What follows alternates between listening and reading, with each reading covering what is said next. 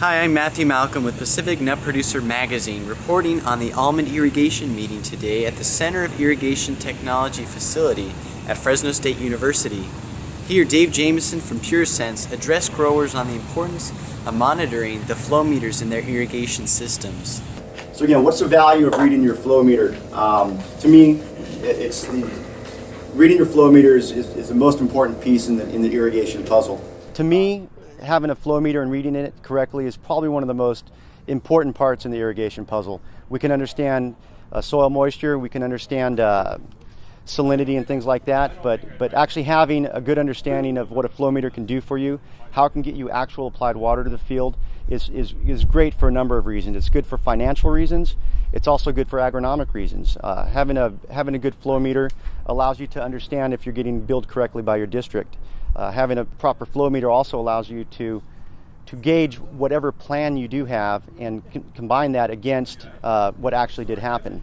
A good example would be an understanding of applied water and using ETC as an irrigation management tool.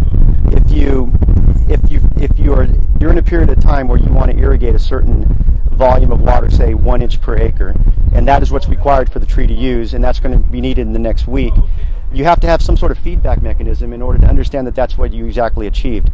The best way to do it is through actual applied water. Read your meter at the start of every single irrigation event, know where it goes, knows the acreage that it's going to, and read it at the end of the event.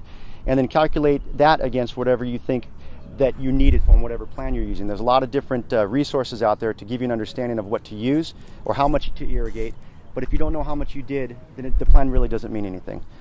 Also, another good example for using flow meter monitoring is to understand the fluctuation of delivery systems of your water.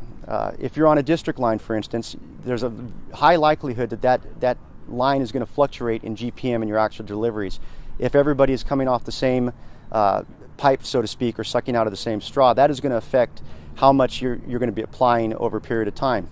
And what I see a lot of growers doing here in California is they're using hours as a unit of measure to understand how much I'm going to irrigate. In other words, I'm going to irrigate 24 on set 1 and I'm going to irrigate 24 on set 2. But without a true understanding, specifically in real time, of what's going on with the water being delivered, the total volume may be different. So we have had some growers using a real-time information with PureSense connected to their flow meter and understanding how that fluctuation ebbs and flows as you're irrigating and irrigating to a set amount. In other words, I'm irrigating to an inch. If it takes me 24 hours, great. If it takes me 36, that's fine too. The bottom line is you're irrigating to that 1 acre inch and you're not getting shorted because you cannot predict what your source is going to be. And that's highly valuable, and it's a great tool to really understand if you're meeting whatever plan that you guys are set forth to do. Thank you, Dave. With the drought we've been experiencing, it is pertinent that we closely monitor and analyze our irrigation systems to get through this season successfully. I'm Matthew Malcolm, CaliforniaAgNet.com.